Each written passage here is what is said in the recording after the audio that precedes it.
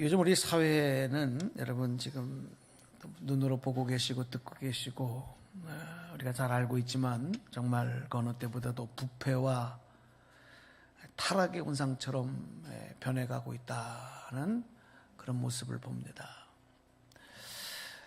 우리 연일 매스컴에서 유명 정치인들의 그런 부정부패와 어떤 타락된 모습들, 또 그리고 인기 연예인들의 어떤 비윤리성, 그리고 성적인 타락, 그 민낯들, 그리고 이 재벌가의 재벌 3세들의 마약 중독, 또 약물 중독, 이런 실상들, 연일 보도되고 있는 이런 내용들을 보면서 정말 착잡한 마음을 금할 수가 없습니다. 세상에서 성공하고 높은 곳에 있다고 하는 사람들의 가려졌던 그런 추악한 모습들이 드러날 때마다 정말 실망을 금할 수가 없고 정말 우리 마음은 새카맣게 타들어갑니다.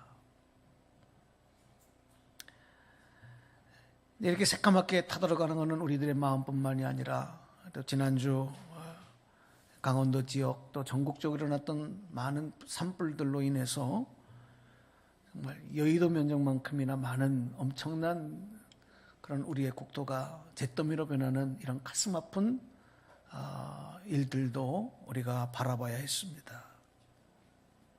정말 국토도 우리의 마음도 숫더미로 바뀌는 것 같은 그런 착잡한 마음을 금할 수가 없습니다. 저는 오늘 여러분들과 함께 정말 죄와 어둠의 영이 창대해지고 있는 바로 이 시대를 살아가는 우리가 분명하게 주목해야 하고, 그리고 이 시대를 살아가는 우리 그리스도인들이 분명하게 깨달아야 할 것이 무엇인가. 정치적으로 권력을 가진 사람들, 그리고 인기와 물질과 화려함으로 사람들의 선망이 되는, 그래서 많은 사람들이 부러워하는 소위 성공을 이루며 그 성공을 누리며 살아간다는 사람들의 이런 모습들이 그런 삶이 된다 할지라도 어리석은 인생이 되는 것이 어떤 것인가. 우리는 분명히 다시 한번 주목하고 또 가슴을 치며 기도하는 제목으로 삼아야 될 것입니다. 여러분, 우리가 그리스도인들이 신앙생활을 하면서 가장 많이 부르는 이름이 뭐라고 생각하세요? 물론 하나님, 또 우리 예수님, 성령님, 우리가 정말 늘 부르면서, 그죠? 기도할 때, 찬송할 때 얼마나 자주 부르는 이름입니까? 그리고 또 이 성경에 보면 믿음의 위인으로 기록되고 있는 예수님의 제자였던 사도들, 베드로를 비롯한 예수님의 제자들, 그리고 복음의 전도자였던 사도 바울, 그리고 구약의 많은 예언자들, 그들의 이름을 우리가 부를 때마다 정말 하나님의 부여해 주신 하나님의 그 이름, 예수 그리스도의 그 이름의 권세를 우리가 믿고 알기 때문에 우리는 그 이름의 권세를 의지하여 전능하신 하나님 예수 그리스도 성령님을 부르고, 또 이렇게 믿음의 위인들의 살아간 그들의 이름을 우리가 부를 때마다, 기억할 때마다 그들이 보여준 믿음의 삶을 우리가 다시 한번 본받는 거 아니겠습니까? 이렇게 참 존경스럽고 우리가 본받고 그 이름의 권세를 의지해야 될 많은 이름들도 있지만, 그러나 성경에는요, 그와 정반대로 좀 어리석은 인생을 살아간 사람들의 그런 이름들도 기록이 되고 있어요. 여러분, 우리가 한평생을 살아가면서 어떤 사람이 어리석은 인생을 살고 싶겠습니까? 다 모두가 지혜롭고 후회 없는 인생을, 그리고 다른 사람들이 인정하고 칭찬받고 덕을 끼치는 인생을 모두가 다 살고 싶지만, 그러나 많은 사람들은 또다시 이 어리석은 인생을 살아가는 일을 반복하고 있다는 이런 아쉬움을 금할 수가 없는 것입니다. 이 성경의 어리석은 인생을 살아간 사람 중에서도 특별히 이게 사도신경에 그 이름이 기록이 되어지면서 우리가 신앙 고백할 때마다 부르지 않을 수 없는 또 한 사람의 이름, 우리 잘 아는 바로 본디오 빌라도라고 하는 사람의 이름을 우리는 잘 알고 있습니다. 잠깐 이분에 대해서, 이 사람에 대해서 잠깐 설명을 해보면, 역사적으로 이 본디오 빌라도라는 이 이름은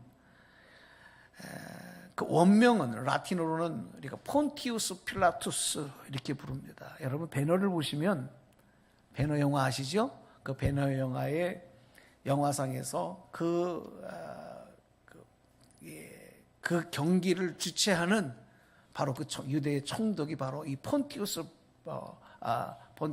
필라투스, 바로 본디오 빌라도입니다. 이 로마의 티베리우스 황제 때 이제 AD 26년에 36년까지 초기 로마 제국의 유대 총독으로 있었던 사람이죠. 자, 그런데 이 본디오 빌라도를 우리가 이해하기 위해서는 당시 그 역사적으로 그 당시의 시대적인 상황을 조금 이해할 필요가 있어서 잠깐 말씀을 드릴게요. 당시 로마의 식민지로 있던 이 유대 나라는 지금의 이스라엘이죠. 유대는 정말 부정과 부패가 심각하게 많았습니다. 힘 있는 자들은 자신들의 힘을 사용해서 약한 자들의 것을 착취하고, 그리고 고통을 주고, 그런 일들이 사회에 만연하게 있었습니다. 또 이 유대 나라가 로마의 식민지로 있었기 때문에 그 로마 제국에 대한 불만과 불평이 정말 폭발하기 일보 직전에 그런 상황들이 이 유대 나라 사회에 있었던 것입니다.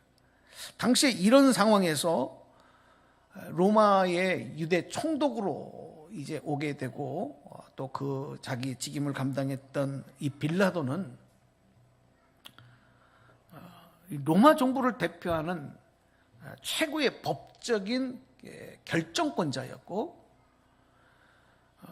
특별히 유대인들 중에서 민중봉기를 일으키려고 하는 그런 사람들을 잡아오면 로마의 법에 의해서 그들을 판결하고 그들을 처형시키거나 옥에 가두는 바로 최고 마지막 그 법정에서 선고하는 그 사명, 그 일을 이 유대 총독인 빌라도가 감당을 하고 있었던 겁니다. 그런데 어느 날 유대 지도자들이 한 죄수를 끌고 오는 거죠. 이 사람은 신성모독죄로 이제 끌려온 사람인데, 원래는 먼저 로마 법정에 끌려오기 전에 유대의 종교 대제사장들이 집행하는 가야바 법정에 먼저 세웠다가, 신성모독죄로 세웠다가, 그 법을 가지고는 사형을 시킬 수가 없어요. 그러니까 이 죄수를 로마의 법정으로 고소를 한 겁니다. 그래서 그 사건이 이제 빌라도에게까지 올라오게 된 것이죠. 빌라도가 이 사건을 보니까 이 죄수는 전혀 죄를 찾을 수가 없는 무죄였던 것입니다. 그래서 예수님을 고소한 유대교 대제사장의 파벌, 우리가 성경에 보면 이 가야바 법정이라고 하는 거 나오고, 이 가야바 파벌입니다. 대제사장 그룹으로 이루어진 이 가야바 파벌의 그 세력들을 향해서 이 죄수는 무죄다 하는 사실을 이야기했어요. 그런데 유대교 지도자들이 불응을 하죠. 로마 법정의 판결을 불응하는 겁니다. 그래서 이제는 유대인들 군중들을 동원을 해서 예수의, 이 죄수, 바로 죄수가 예수님인데, 그 예수의 로마 법정에서의 처형을 강력하게 요구하게 된 것입니다. 자, 이때에 유대 총독 빌라도는 이 강력한 유대 군중들의 이 요구와 그 다음에 강력한 힘을 갖고 있었던 유대교 제사장들의 파벌인 가야바의 파벌에 떠밀려서 결국에는 이 죄 없으신 예수님에게 로마의 최고 정치범에게 내리는 최고 무거운 최고형인 바로 사형, 그것도 십자가형을 선고해서 이제 예수님을 사형당하게 만드는 그런 일들이 벌어졌던 것입니다. 이게 여러분 역사가 기록하고 있는 예수님의 이제 십자가형을 당하게 되는 과정이고요. 자, 그러면 빌라도라는 사람은 고대문헌에서 또 어떻게 기록을 하고 있나 좀 살펴보면, 이 빌라도는 고대문헌에 보면 뇌물을 좋아하는 사람이었고 또 신을 모독하는 사람이었고 사람에게 공평하지 않는 재판을 하고 근거에도 없는 중형을 내리기로 유명한 자였다.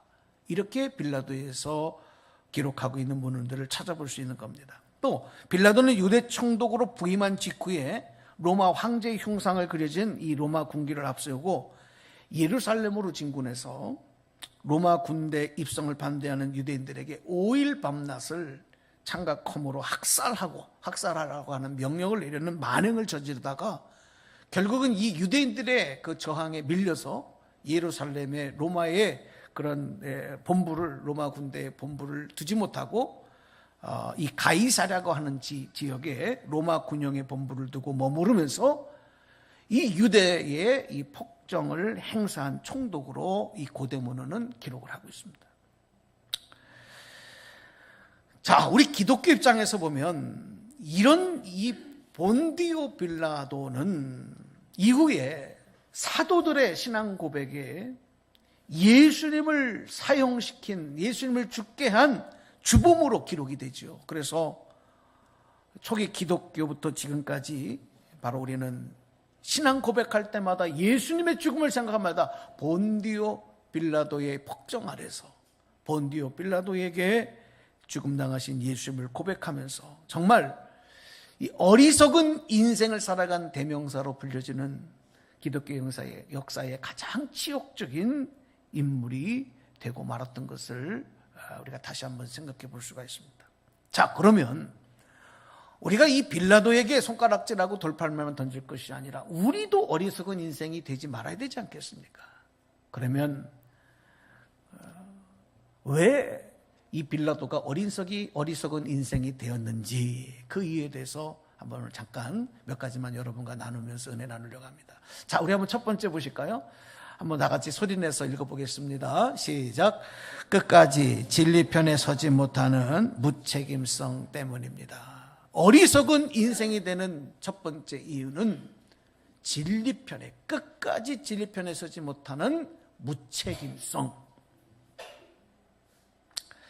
사실 빌라도는 말씀드렸지만 처음에는요, 고소당하고 로마 법정에서는 예수님에게 죄가 없다고 하는 것을 알았고 그래서 예수님을 석방시켜 줄 것을 노력했던 사람입니다. 법으로 보면 금방 알 수 있는 내용이거든요. 자, 우리 성경 두 구절 읽어드리겠습니다. 오늘 본문 20절 말씀입니다. 빌라도는 예수를 놓고자 하여 다시 그들에게 말하되, 그 다음에 이어진 22절 말씀입니다. 빌라도가 세 번째 말하되, 이 사람이 무슨 악한 일을 하였느냐? 나는 그에게서 죽일 죄를 찾지 못하였나니 때려서 놓으리라 하니. 그러니까 예수님에게 이 태형, 그러니까 매를 쳐서 석방시키는 태형만 이제 하겠다. 그리고 이 사람을 놓아주겠다. 그런 이야기를 이제 하는 내용들을 성경은 기록해요. 그러니까 이 기록만 보면 이 빌라도는 예수님을 사형시킬 마음이 없었고 석방시키려고 했던 것입니다. 그리고 또 다른 성경에서 마가복음에서 말씀을 보면 이 유대 지도자들이 예수님을 고소했을 때 그들의 의도, 그들의 가지고 있는 속마음에 갖고 있는 의도를 빌라도가 알고 있었던 거예요. 그 말씀을 마가복음에서 찾아보게 되는데, 자, 마가복음 15장 10절 말씀입니다. 이는 그가 대제사장들이 시기로 예수를 넘겨준 줄 알미러라. 아멘. 그들의 시기함 때문에 예수를 고소한 것을 빌라도가 알고 있었던 거예요. 자, 여러분, 자, 이 대목에서 우리가 한번 생각해 볼 내용이 뭐냐면, 아는 거하고 그 사실을 아는 거하고 판단해서 행동하는 거하고는 같지가 않습니다. 우리는 이 사실을 엄중하게 진단할 필요가 있어요.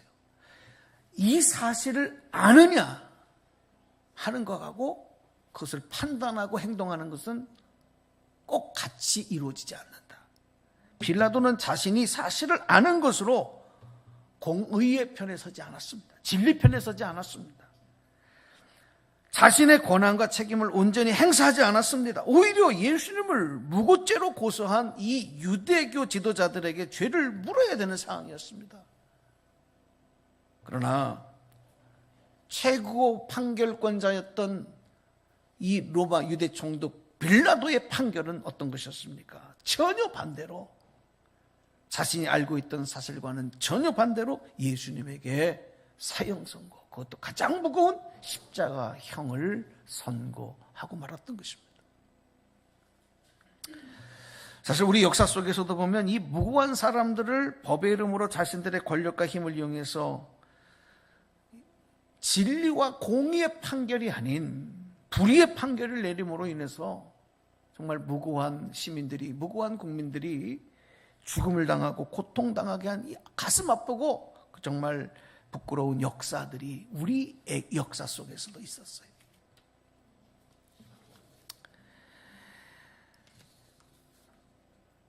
이 빌라도는 말이죠, 이런 불의한 판결을 내려놓고 나서 자기 자신은 이 책임에서 회피하기 위해서 자신의 손을 씻으면서 억울하게 상혈당할 그 죄수의 그 피에 대한 책임을 나는 지지 않겠다. 그리고 그것을 또 다 유대 백성들에게, 유대 지도자들에게 전가시키고 말았습니다. 여러분, 오늘 우리 그리스도인들은, 예수 그리스도를 믿음으로 구원받는 우리들은 오늘 이런 내용들을 바라보면서 어떤 마음을 가져야 될까요? 이 땅의 이 시대에 책임을 하나님께서 부여한 자로서 우리에게 유혹당하는 이 무책임성, 이 책임을 맡은 자의 무책임성은, 그리고 그 불의의 행함은 그 죄가 일반적인 죄와는 판약에 다르는 결과가 나온다는 거예요. 이걸 우리는 엄중하게 두려운 마음으로 깨닫고 알고 있어야 돼요. 책임 맡은 자의 무책임성과 불의는 똑같이 죄를 물을 수가 없어요. 가령 여러분, 한 회사를 보면 일개 사원의 무책임성과 불의, 그리고 그 회사를 대표하고 있는 CEO의 대표의 무책임성과 불의의 결과는 너무나도 상상할 수 없는 차이가 나는 거예요. 일반 국민 한 사람의 무책임성과 불의, 그리고 그 나라를 대표하는 대통령의 불의와 그리고 무책임성의 결과는 상상할 수 없이 큰 차이가 나타나요. 그러니까 그 죄의 정도가 같지 않다는 것입니다. 여러분, 우리 그리스도인들은 세상의 빛과 소금의 사명을 하나님께서 부여해 주신 이 땅에 하나님의 기대의 주인공들입니다. 이 땅의 소망들입니다. 오늘 저와 여러에게 맡겨진 책임이 얼마나 큰지 모르다는 거예요. 그런데 우리는 세상의 여러 가지 유혹 앞에서 무책임성과 그리고 하나님의 진리 편에 서는 것이 아닌 불의 편에 서는 이런 모습을 가지고 우리가 인생이 펼쳐져 나간다고 할 때 정말 무서운 심판과 책망을 피할 수가 없다는 것입니다. 그것을 우리는 빌라도를 통해서 배우게 되는 것이죠. 사랑하는 여러분, 아무리 힘들고 어려워도 여러분 끝까지 진리 편에 서시고 하나님께서 맡겨주신, 여러분에게 부여하신 책임을 끝까지 잘 감당할 수 있는 오늘 저와 여러분 되시기를 주님의 이름으로 간절히 축복합니다. 그 결단이 우리에게 있어요. 빌라도가 어리석은 인생이 된 두 번째 이유가 있습니다. 우리 한번 같이 소리내서 읽어보겠습니다. 시작. 무책임성에는 변명이 따르고 변명하는 인생은 어리석은 인생이 됩니다. 어떤 경우에든지 이 무책임성에는 변명이 따르고 변명하는 인생이 어리석은 인생이다. 그렇습니다. 빌라도는 그랬습니다. 자기의 무책임성을 변명하게 급급했고 미꾸라지처럼 빠져나가려고 했지만 하나님, 공의의 하나님의 손에 여러분 이런 미꾸라지들은 절대로 빠져나갈 수 없습니다. 엄중하게 책임을 물으시는 것입니다. 우리가 성경 보면 구약 성경에 이제 사무엘서 보면 사무엘 선지자가 당시 사울 왕에게 하나님의 뜻을 전하지요. 아말렉을 하나님이 공격하라고 하신다. 그런데 거기서 승리를 주실 때 얻은 전행물은 다 진멸해야 된다. 살려두어서는 안 된다. 왜냐하면 그것은 하나님의 아말렉을 향한 심판의 경고이기 때문에 그래서 사울 왕이 그 얘기를 듣고 군대를 이끌고 나가서 아말렉과 전쟁에서 큰 승리를 거둡니다. 그리고 많은 전행물을 얻게 되는데 하나님 명령은 그 모든 것을 다 불태우라. 다 진멸하라. 그런데 보니까 너무 좋은 것들, 너무 기름진 것들, 너무 아까운 거예요. 그래서 사울 왕이 그것을 남겨둡니다. 이 사실을 사무엘 선지자가 알고 왕에게 찾아가서 왜 하나님의 말씀대로 하지 않았느냐. 그러니까 사울 왕이 핑계를 대죠. 이 좋은 곳으로 하나님께 제사를 드리기 위함이다. 말은 너무 좋잖아요. 그때 사무엘 선지자가 이 사울 왕에게 한 얘기가 있습니다. 여러분 잘 아는 얘기 아니겠어요? 우리 하나님께서는 번제나 제사를 순종하는 것보다 좋아하시겠느냐? 이렇게 이야기하면서 한번 저를 따라서 하실까요? 순종이 제사보다 낫고 듣는 것이 수량의 기름보다 낫다. 바로 이 내용을 사울 왕에게 전하는 거예요. 순종이 제사보다 낫고 듣는 것이 수량의 기름보다 낫다. 이런 하나님의 뜻을 전하면서 왕이 하나님의 말씀을 버렸고 하나님의 뜻을 따르지 않기 때문에 하나님께서도 왕을 버리셨다. 이런 아주 무섭고 준엄한 하나님의 심판의 내용을 왕에게 전했던 것입니다. 우리가 에덴 동산에서 아담이 하와가 뱀의 유혹에 빠져서 하나님의 말씀을 불순종하고 이제 범죄한 그 현장에서 그들이 하나님 앞에 섰을 때 어떻게 합니까? 자신들의 무책임성에 대해서 변명하기 급급하지 않습니까? 서로에게 책임을 전가하고 변명합니다. 결국 이런 모습에서 아담이나 사울이나 사울 왕이나 또 빌라도나 다 같은 죄인의 모습이 이런 거구나. 우리는 이 공통점을 발견할 수가 있는 거예요. 자, 그러면 오늘 저와 여러분 어떻습니까? 우리는 예외입니까?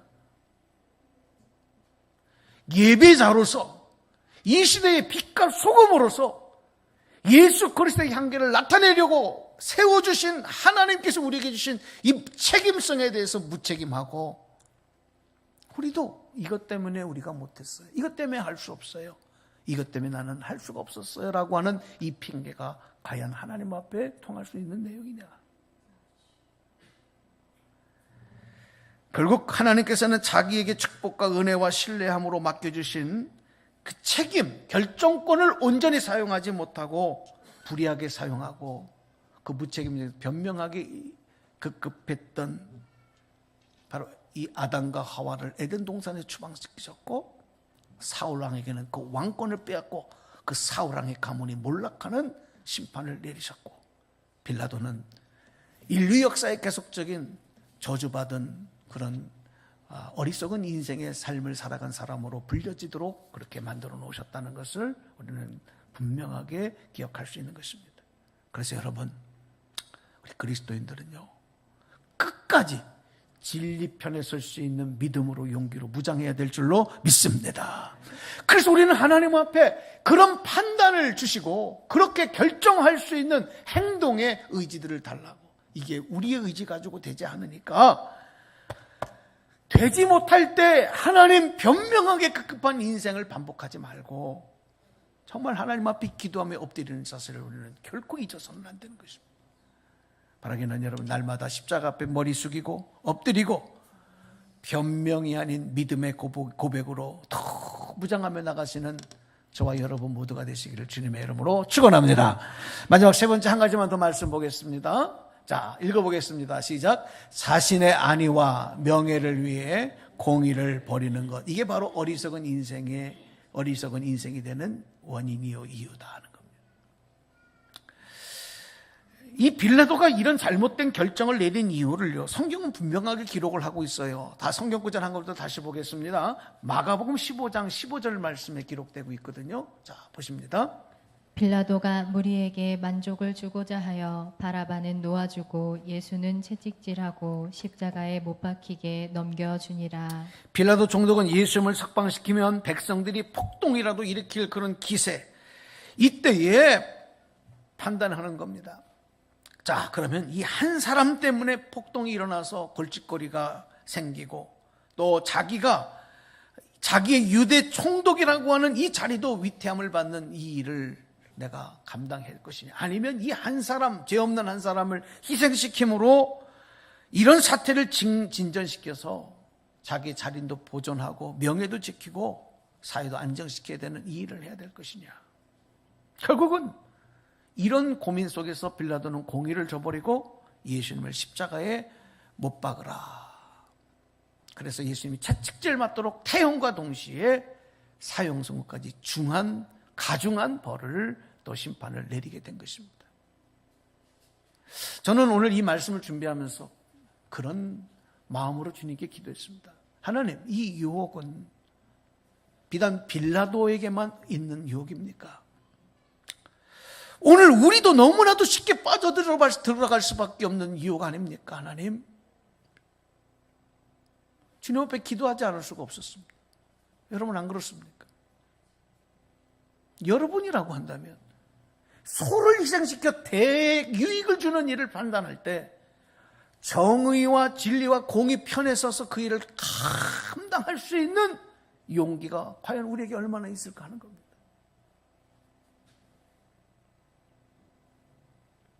또 우리가 빌라도처럼 불의한 세상에서 자신의 명예와 권력과 부를 지키기 위해서 정말 공의를 버리고 잘못된 결정을 내리고 행동한 일들이 얼마나 많았고 또 지금도 얼마나 많이 일어나고 있고 우리도 자유롭지 못한 모습이 아닌가 하는 것입니다. 그래서 다시 한번 말씀을 드리지만 정신을 차리고 깨어 기도하고 말씀으로 진리로 무장하고 있지 않으면 그 누구라도 이런 독과 올가미를 피해갈 수 없다는 거예요. 이 사탕을 우리의 입에 물려줬을 때, 이런 상황들이 우리 앞에 있을 때 아니라 담대하게 외칠 수 있는 이 용기, 이건 우리 안에서 결정되기가 어려워요. 그래서 우리는 날마다, 그래서 예수님께서도 제자들에게 시험에 들지 않도록 깨어 기도하라. 사도 바울도 사랑하는 교회와 성도들에게 마귀의 괴계를 능히 대적하기 위하여 하나님의 전신갑주를 입으라. 우리의 힘으로, 우리의 판단으로, 우리의 의지로 어렵기 때문에 여러분 하나님 앞에 더 우리는 겸손하게 엎드려 기도하고 성령의 능력을 덧입어야 될 줄로 믿습니다. 그래서 우리 그리스도인들은 항상 기도의 자리, 말씀의 자리가 얼마나 중요한지 몰라요. 말씀의 자리, 기도의 자리를 무시하는 성도들은 이미 실패한 인생입니다. 왜냐하면 본인의 의지 갖고는 안 되기 때문에. 세상은 그렇게 되지 않아요. 영적 세계는 더한 것입니다. 이제 오늘 말씀을 맺으려고 합니다. 이번에 일어난 이 무서운 산불이 다행히도 조기에 진화될 수 있었던 것은 정말 목숨을 걸고 이 산불 진화에 매진한 이 소방관들과 또 행정 책임자들의 희생과 노고가 있었기 때문입니다.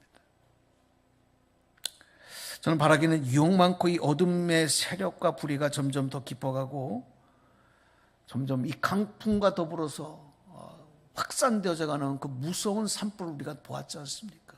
마치 이런 모습처럼 이때 목숨을 걸고 산불을 진화하게 애썼던 의로운 그 소방관들의 헌신들처럼 우리 그리스도인들은 이 죄악으로 만연해져 가고 번져가는 어둠의 영의 세력들이 급속도로 번져가는 이 세대에 의로운 소방관과 같이 이 불의와 맞서 싸우는 이 사명 절대 포기해서는 안 되겠다. 여러분 더욱 말씀으로 기도로 무장하시기를 주님의 이름으로 축원합니다. 나부터 회개해야 됩니다. 나부터 회개하고 나부터 무장하지 아니하면, 나부터 옳은 진리와 공의 편에 서지 아니하면 여러분 돌이킬 수가 없어요. 오늘 이 말씀을 여러분과 나누면서 소년 골리앗이 정말 그 어마어마한 장수인 소년 다윗이 어마어마한 장수인 골리앗을 향하여 나아갈 때 외쳤던 바로 그 믿음의 용기. 너는 칼과 창으로 무장했지만 나는 만군의 여호와의 이름으로 내게 가노라 외치며 달려갔던 그 소년 다윗의 기백과 용기가 오늘 이 시대에 우리 그리스도인들이 무장해야 될 믿음이다. 오늘 믿음 이런 고백을 가지고 오늘 말씀으로 다시 결단하고 승리하는 저와 여러분 다 되시기를 주님의 이름으로 축원합니다. 예, 기도하겠습니다.